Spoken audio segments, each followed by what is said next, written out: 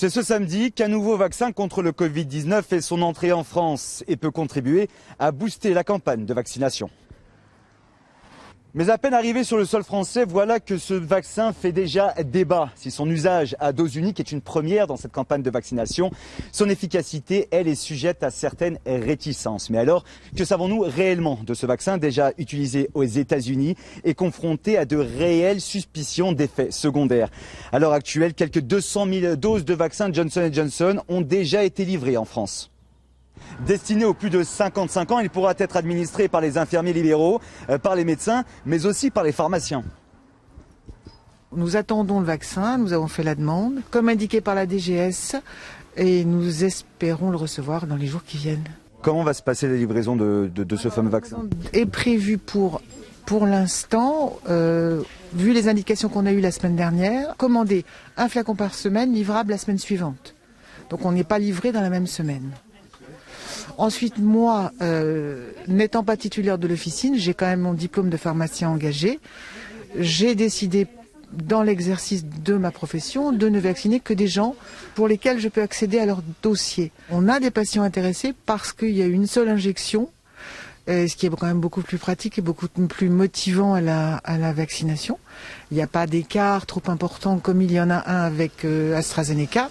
Je ne veux pas prendre le risque de vacciner des gens qui ont des traitements chroniques, type anticoagulant, type diabète, type que je ne connais pas.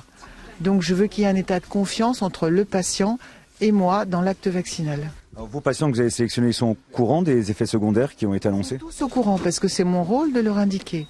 Il y a un risque, vous le savez, je vous explique. Et après, c'est à moi de leur donner confiance et d'être dans la pédagogie. Son efficacité, si on s'en réfère au dire du fabricant américain, il serait efficace à 80%. Il grimperait même à 100% contre les hospitalisations et les décès. De quoi être rassuré, il serait même respectivement efficace de 81 et 87% contre les variants sud-africains et brésiliens.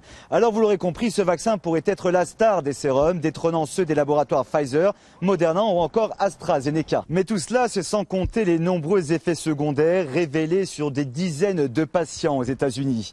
Outre-Atlantique, en effet, une dizaine de cas de thrombose cérébrale rare ont été observés, autrement dit des caillots sanguins, ce qui a valu aux géants de l'industrie pharmaceutique d'être dans le viseur des autorités sanitaires.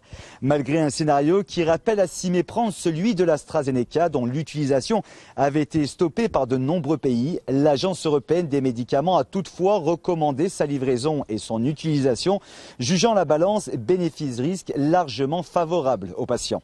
Paris devrait recevoir jusqu'à 8 millions de doses d'ici la fin du mois de juin, de quoi accélérer la campagne de vaccination sur l'ensemble du territoire, malgré des doutes persistants qui risquent encore de ralentir la campagne de vaccination.